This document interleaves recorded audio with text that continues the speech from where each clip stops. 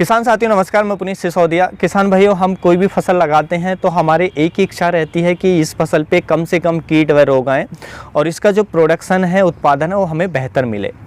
तो देखिए, उसके लिए जो सबसे ज़रूरी रहता है वो है कि हमारी फसल का जो जड़ तंत्र है यानी कि रूट सिस्टम है वो कितना स्ट्रॉन्ग है, वो कितना हेल्दी है और कितना ज़्यादा एरिया तक जो रूट का डेवलपमेंट है वो हुआ है। तो जितनी हेल्दी और जितनी स्वस्थ हमारी फसल की रूट्स रहेंगी, जड़ रहेंगी, उतना ही उस पर कम कीट व रोग उतने ही कम आएंगे, क्योंकि हमारी फसल मजबूत होगी और उतना ही ज़्यादा उससे हमें प्रोडक्शन देखने को मिलेगा। तो देखिए, हेल्दी रूट डेवलपमेंट के लिए और अच्छा जड़ तंत्र विकसित करने के लिए एक फसल के अंदर ज़रूरी है कि उसमें न्यूट्रिशन प्रॉपर मिलें और स्पेशली वो न्यूट्रिशन प्रॉपर मिलें जो रूट डेवलपमेंट में हेल्प करते हैं। उसके साथ साथ कुछ ग्रोथ प्रमोटर आते हैं जो हमारी रूट यानी कि जड़ों की ग्रोथ को प्रमोट करते हैं, तो हम उनका भी यूज कर सकते हैं। तो ये दोनों तो बहुत महत्वपूर्ण होते ही हैं। तो इन दोनों के बारे में हम नेक्स्ट वीडियो में बात करेंगे डिटेल में, कौन कौन से न्यूट्रिशन देने चाहिए, कौन कौन से हेल्दी रूट डेवलपमेंट के लिए और कौन कौन से ग्रोथ प्रमोटर हम दे सकते हैं। लेकिन उसके अलावा भी कुछ बहुत सारी चीज़ें हैं जो बहुत ज़रूरी होती हैं, क्योंकि यदि आप उन पर भी ध्यान नहीं देंगे और केवल न्यूट्रिशन या ग्रोथ प्रोमोटर्स पे ध्यान देंगे तब भी अच्छा रूट डेवलपमेंट नहीं हो पाएगा। तो सारी चीज़ें ही ज़रूरी होनी है। तो वो और क्या चीज़ें हैं, आज की इस वीडियो में हम वन बाय वन उस पर बात करेंगे। तो वीडियो इन्फॉर्मेटिव होगा, लाइक शेयर एंड सब्सक्राइब करना बिल्कुल ना भूलें। देखिए, पहला जो पॉइंट नंबर 1 की हम बात करें वो है हमारी सॉइल यानी कि सॉइल की जो ड्रेनेज सिस्टम है वो अच्छा होना चाहिए और सॉइल की जो पोरोसिटी यानी कि मिट्टी की जो पोरोसिटी है वो अच्छी होना चाहिए। ड्रेनेज सिस्टम, देखिए आप सब जानते हैं मिट्टी ज़्यादातर हम 3 भागों में डिवाइड कर सकते हैं। एक तो रेतीली मिट्टी होती है, दोमट मिट्टी होती है और चिकनी टाइप की मिट्टी होती है जिसमें क्ले पार्ट ज़्यादा होता है। तो देखिए, जो चिकनी टाइप की मिट्टी होती है, क्ले पार्ट ज़्यादा होता है, उसकी ना तो पोरोसिटी अच्छी होती है और ना ही उसके अंदर क्या है ड्रेनेज सिस्टम अच्छा होता है। उसमें यदि मान लीजिए ऐसे खेत के अंदर हमने फसल लगाई है और ज़्यादा बारिश होगी तो उसमें लंबे समय तक पानी भरा रहेगा, पानी नीचे ज़मीन में नहीं जाएगा, यानी कि ड्रेन पानी का नहीं होगा, ड्रेनेज नहीं होगा। तो पानी लंबे समय तक भरा रहने के कारण क्या है, जड़ों को ऑक्सीजन नहीं मिल पाएगी और जड़ गलन की समस्या आएगी, जिससे हमारी पूरी फसल बर्बाद हो जाएगी।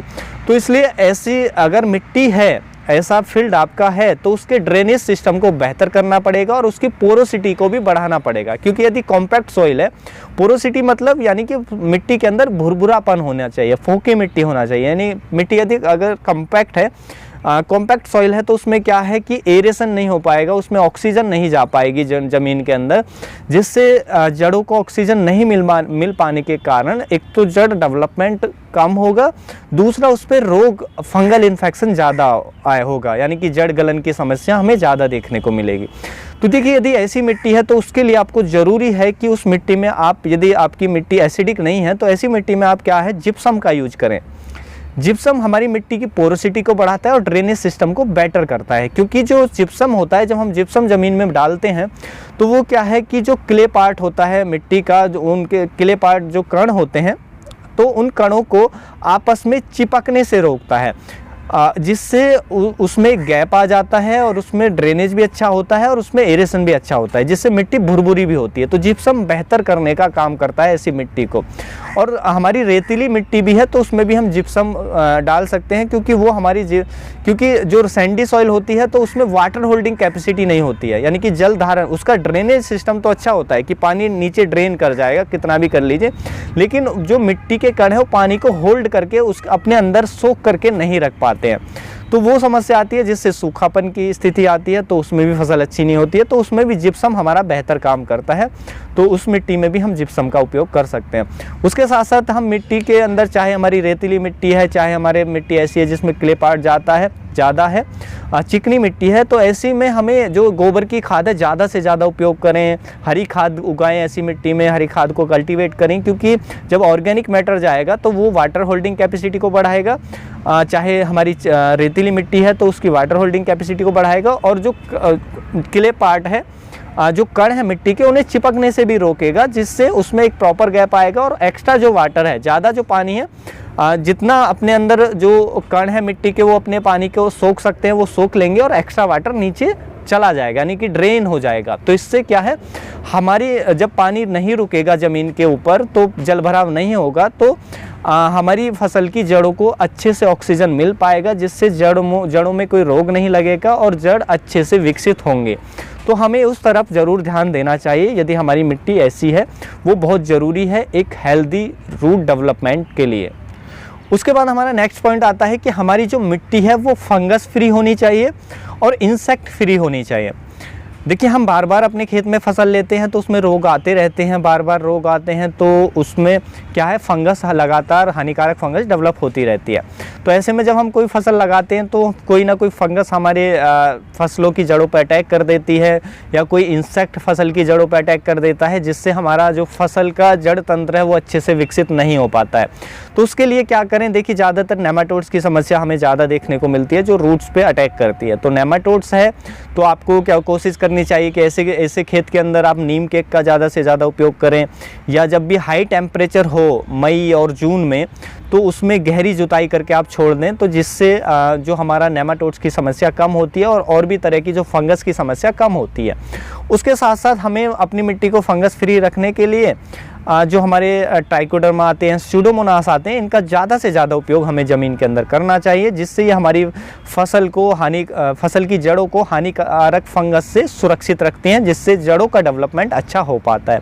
तो इन चीज़ों का आप ज़्यादा से ज़्यादा उपयोग करें, तो जिससे आपकी जो मिट्टी है वो फंगस फ्री और इंसेक्ट फ्री आप रखने का प्रयास करें, जिससे फिर आपका जड़ तंत्र अच्छा होगा तो आपकी फसल आपको बेहतर देखने को मिलेगी और उस पर कीट व रोग भी कम आपको देखने को मिलेंगे। उसके बाद यदि हम नेक्स्ट पॉइंट की बात करें तो वो है कि आपकी जो सॉइल है वो वेल फर्टाइल होनी चाहिए, यानी कि अच्छी उपजाऊ मिट्टी होनी चाहिए।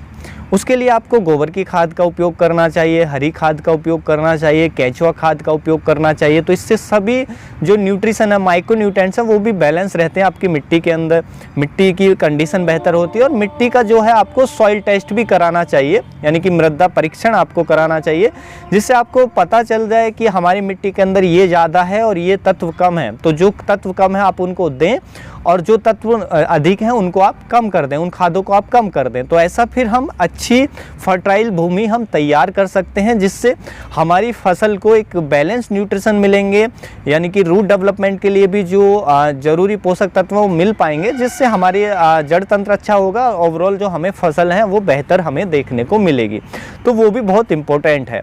उसके बाद जो नेक्स्ट पॉइंट आता है जो हमें ज़्यादा ध्यान रखना चाहिए वो है कि इरिगेशन मैनेजमेंट, यानी कि जो सिंचाई की व्यवस्था है वो भी बेहतर होनी चाहिए। देखिए, ज़्यादातर जो हम वेजिटेबल्स क्रॉप लगा रहे हैं, यानी कि सब्जियों की फसल लगा रहे हैं, तो ज़्यादातर किसान वही करते हैं कि वो बेड पे लगाते हैं, डॉल बना के लगाते हैं, यानी कि ऊंचाई पे लगाते हैं, सोइंग करते हैं। और वो हमें करना भी चाहिए, वेजिटेबल्स क्रॉप को स्पेशली हमें सब्जी वाली फसल को ऐसे ही लगाना चाहिए। तो देखिए, उसमें क्या है, जब भी आप इरिगेट करते हैं, यानी कि सिंचाई करते हैं डॉलियों के बराबर में, तो देखिए जहाँ पे हमने पौधा लगाया है, जो मैंड है, हमारी डॉल है, या हमने बेड बनाया है या डॉल बनाई है, उसके ऊपर जो हमने पौधा लगाया है, वो जो हमारा बेड है वो ऊपर से 1 इंच हमेशा ड्राई रहना चाहिए। यानी कि पानी आप नीचे से दे रहे हैं तो ऊपर सिलावी नहीं जानी चाहिए। ऊपर का जो टॉप की 1 इंच मिट्टी है, टॉप की बेड की या डॉल की, वो ड्राई रहे, सूखी हुई रहे। क्योंकि अगर उसमें भी नमी, आप इतना पानी दे रहे हैं कि उसमें भी नमी पहुंच रही है, तो फिर रूट रॉट, कॉलर रॉट, जड़ गलन ये हमें ज़्यादा देखने को मिलते हैं। आप कभी भी देख लीजिएगा, नोटिस कीजिएगा। तो पानी हमें कम देना है, और जैसे गर्मियों के दिन है तो ऐसा ना करें कि एक बार में हमने भर के पानी दे दिया, तो उससे क्या है, नमी ऊपर तक पहुँच गई और फिर कॉलर रॉट आ गया, दिक्कत आ गई। तो ऐसा ना करें, पानी हल्का दें, यानी कि टॉप सॉइल जो है, ऊपर की बेड की या डॉल की जो 1 इंच की जो मिट्टी है ऊपर की, वो थोड़ा ड्राई रहे, सूखी रहे, उसमें नमी ना जाए। तो ऐसा मिट्टी पानी दें, थोड़ा थोड़ा पानी दें, और जल्दी पानी दे सकते हैं। अगर आवश्यकता है, पानी जल्दी से सूख रहा है तो जल्दी आप उसकी फ्रीक्वेंसी बढ़ा सकते हैं, लेकिन क्वांटिटी आप इतनी दें कि ऊपर का जो मिट्टी का परत है वो ड्राई रहे। तो इससे आप बहुत सारी समस्याओं से बच जाएंगे और जड़ डेवलपमेंट आपकी फसल का, स्पेशली वेजिटेबल्स क्रॉप का, बहुत अच्छा आपको देखने को मिलेगा। उसमें किसी फंगस और का जो अटैक है, जैसे विल्ट का, रूट रॉट का, कॉलर रॉट का, ये आपको नहीं देखने को मिलेगा। डैम्पिंग ऑफ की समस्या आपको नहीं देखने को मिलेगी यदि आप इनकी इन चीज़ों को ध्यान में रखते हैं तो ये कम देखने को मिलेगी। तो ये चीज़ें हैं जो हमें ज़रूर ध्यान रखनी चाहिए जब हम एक फसल लगाने जाते हैं, लेने जाते हैं, जिससे हमारी फसल का जड़ तंत्र अच्छा रहे, रूट डेवलपमेंट बेहतर हो और हमारी फसल हमें अच्छी देखने को मिले, उस पर कीट व रोगों की समस्या भी कम देखने को मिले। नेक्स्ट टॉपिक पे हम बात करेंगे कौन कौन से न्यूट्रिशन आप दे सकते हैं, ज़्यादा दे सकते हैं फसल के अंदर जो रूट डेवलपमेंट को बढ़ावा देते हैं, और कौन कौन से हमारे ऐसे ग्रोथ प्रोमोटर्स हैं या रूट प्रोमोटर्स हैं, वो भी हम बात करेंगे। तो उम्मीद है जो आज की जानकारी है आपको अच्छी लगी होगी। जानकारी अच्छी लगी तो वीडियो को लाइक, शेयर एंड सब्सक्राइब करना बिल्कुल भी ना भूलें। मिलेंगे हम आपको एक और नई वीडियो में नई जानकारी के साथ, तब तक के लिए आप अपना ख्याल रखें। धन्यवाद।